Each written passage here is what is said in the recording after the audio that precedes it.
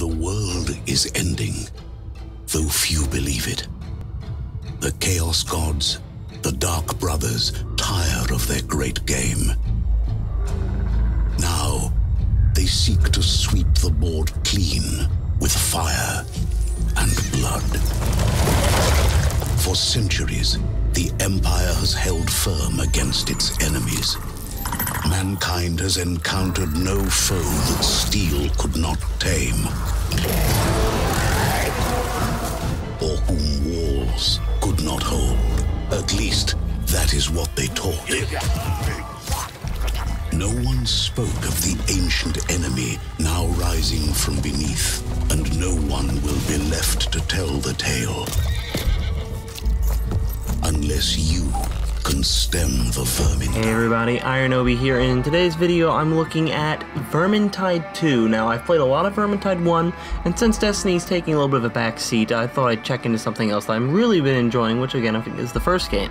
The sequel was just recently announced a couple days ago, so this video's coming out a little bit later. I've had some stuff going on, but I'm getting to it now.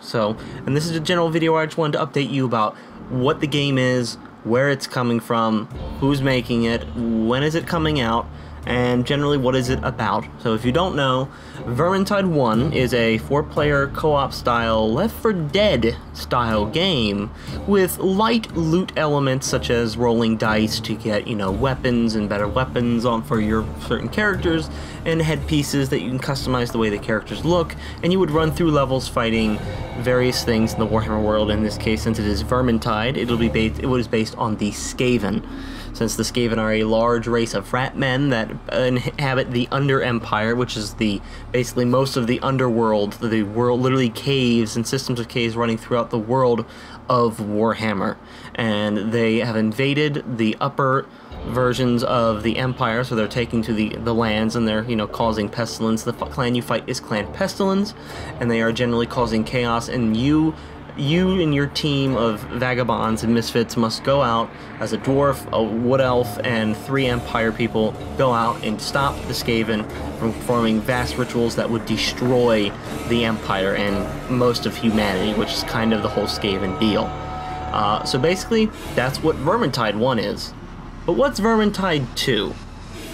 Well, Vermintide 2 is a game that I actually wasn't sure that we were going to get, but I'm so glad that we're getting it. Fat Shark has already come up with a lot of information, who is the developer of the game, and they've talked differently about how it's similar to the first game and how it's different from the first game. But let's talk about how it's similar to the first game. It's still 4-player co-op melee, so that hasn't changed at all. The 5 heroes are returning. Skaven are also making a return, so they're not going anywhere, but there's also going to be new Skaven units, which is good. Again, the Skavens are Clan Pestilence, and they will be using probably new things like Plague Monks, which are a dangerous, fanatical faction within the Clan Pestilence Skaven, as well as some new rat ogres, hopefully, that we've seen coming up. Weapons still have traits, but has much more customization on top of those weapons. It also has the same in-game engine as the first game, and of course there'll be more hats if you've played Vermintide 1 to customize yourself with. But what's different? Let's talk about what's different about Vermintide 2, because maybe there's something, maybe you didn't get it on the first one, you want to see what the next one's about, and maybe the next one's going to grab you. Well, it seems that Fat Shark have maybe even taken the game farther into the RPG aspects with more customization of your characters and having all the characters have classes. But what am I talking about? Well, the game will take place directly after Vermintide 1, and Chaos will also be coming into the field. So we have Chaos, which is another faction of Nurgle that will be coming in to do more damage and to pair up with the Pestilence Skaven to cause havoc and wreak it across the Empire. The whole game is set in and around the fortress city of Helmgart, which is a city in the Empire.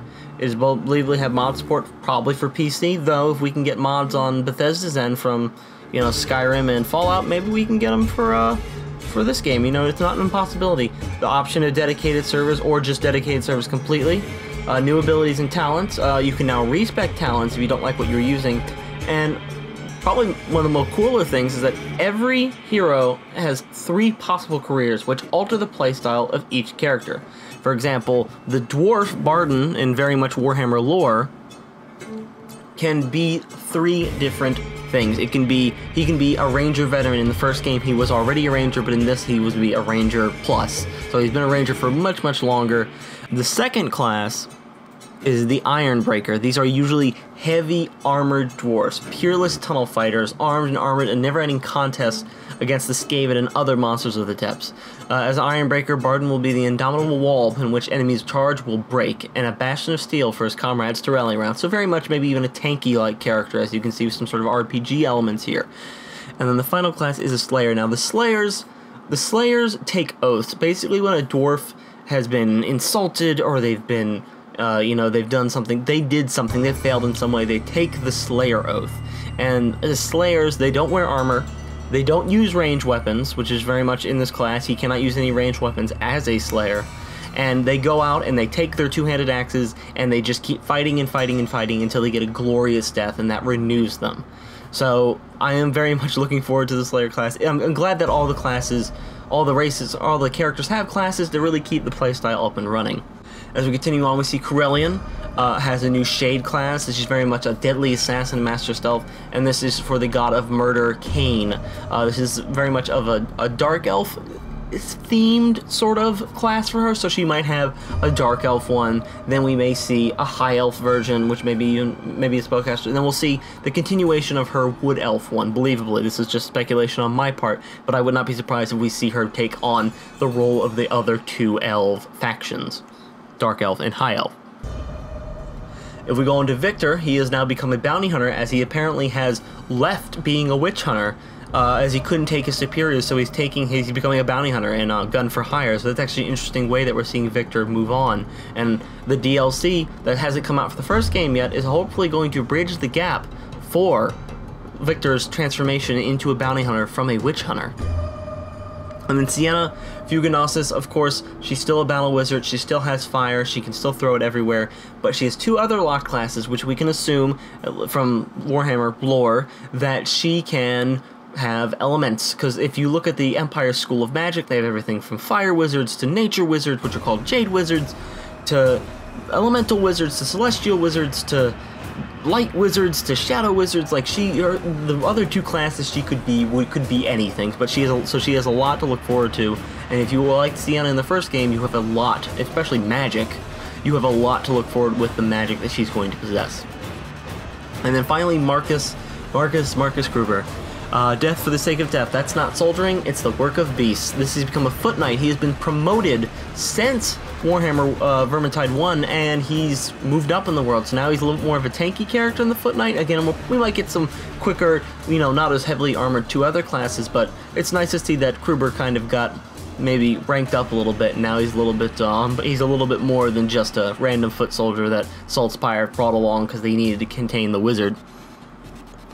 Now, of course, they have progression, so again, you have new talented abilities, talent trees, abilities. Again, we've seen that Skaven and Chaos come into the fold.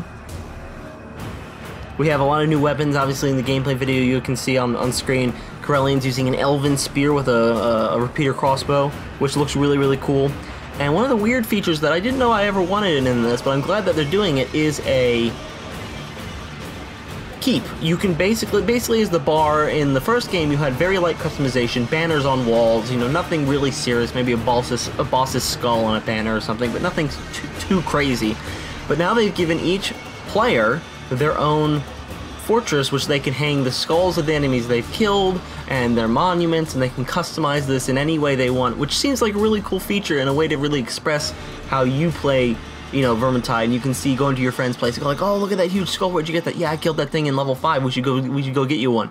And you go and do that. And there's just a lot of ways that can really expand to being awesome, and I can't wait to see where that goes. There's also going to be heroic deeds. These are collectible quests which heavily alter the playstyle of a map. It's an easy way to bring solo, duo runs to Vermintide 2, as well as other game mutations, like all enemies are boss enemies, things like that. No Last Stand. If you don't know what Last Stand was, in Vermintide 1, Last Stand was very much just a horde mode, beat waves of things, and you eventually win. It's not coming back, but will come back as maybe, solo duo game modes. Maybe we'll see some heroic deeds that are kind of like that, but that's not coming back, which is fine. I don't know that everyone was really playing Last Stand, so I don't think that's too much of a loss there. The loot system is completely overhauled. The heroes now get multiple things upon leveling completion. Nothing specific has unfortunately been stated so far, but we'll see how the loot system works. It shouldn't be rolling dice anymore, hopefully. And then tomes and grimoires, which were things that you could pick up in the game for extra dice rolls, as I just mentioned, in the pot, basically might not come back. They might be put in something else, but we're not really sure at all. One of the big features that has been talked about lately, if you've been paying attention to the game, is that loot boxes are not going to be in Vermintide 2. This is stated by the developer, as there won't be any loot boxes, there's not going to be any microtransactions. Believably, you know, you just pay the game, and then you play the game, which is, believably, something we don't see too many games do nowadays. Most of the time, I think, well, a couple last games has been maybe The Witcher, and I can't really think of any off the top of my head, but, you know, this is a great thing to see. You'll all be able to use your Vermintide 1 skins if you had them in Vermintide 2, and if you were a Vermintide 1 veteran, when you come back, you'll be able to go into Vermintide 2 and be recognized for your feats in Vermintide 1, which is always a great thing to see. No official third-person mode, of course, but there's going to be modding, so that's obviously probably going to get modded in, but, man, third-person might be a little hard. The devs have officially hinted at, you know, all official mods and clear guidelines of what's allowed to support the terms of modding, which is nice to let people know what's going on. We might get more characters down the line. Again, maybe a career of Corellian could be more another focus on something else, like another type of Dark Elf or another type of what else. So they could get more careers, which would be really cool stuff. Again, generally more character customization to add for more skins. We don't know how future content is going to be sold, or a season pass. We don't know anything about that, as I think this game is getting a lot more traction already than it did the first one, at least on consoles, where I primarily play. But the game's not even out yet, so we don't even have like an official release date. We just know it's coming out in the first quarter of next year, so let's just maybe get, you know, we wait and see what's going on before we think about the future of the game. Let's wait till we actually get the game. There might be a couple of betas, there might be quite a few, and as we keep doing more and more betas, more and more will come in, and more people will be able to play the game. This is great. This is typical. This is what you would see from betas. There's actually, if you go to the website, which I will link in the description below, there's a beta sign up where you can sign up for the beta now. Whether this is a console or PC beta, I would assume it is a PC beta, so hopefully your PC, you know, would be up to code if you are looking forward to play Vermintide 2. I don't know if you'll need a beefy rig, but it would, you know, never hurts. Well, guys, that's really all I have for you right now. This has just been a big info explosion that we got from Vermintide 2. Again, sorry this video is so late, and I know I'm going to stay off some of the Destiny content for a little bit while that game kind of tries to figure out what it's doing. I did hear about Seasons, so I will talk about this soon, but this is all about Vermintide 2. I'm super excited about this game. I'm super behind the developer. They're super, super awesome. I love Warhammer. I've been playing a ton of Total War Warhammer. I haven't gotten Total Warhammer 2 yet, but I am working on it. But, hopefully you guys enjoyed the video, you found a lot of the information helpful, and hopefully Vermintide 2 is something you can look forward to, maybe take a look into, because this is a good developer, and I think it's a solid game series that should and deserves your time. Anyway, I've been Iron Obi, and I'll see you guys on the battlefield. See ya.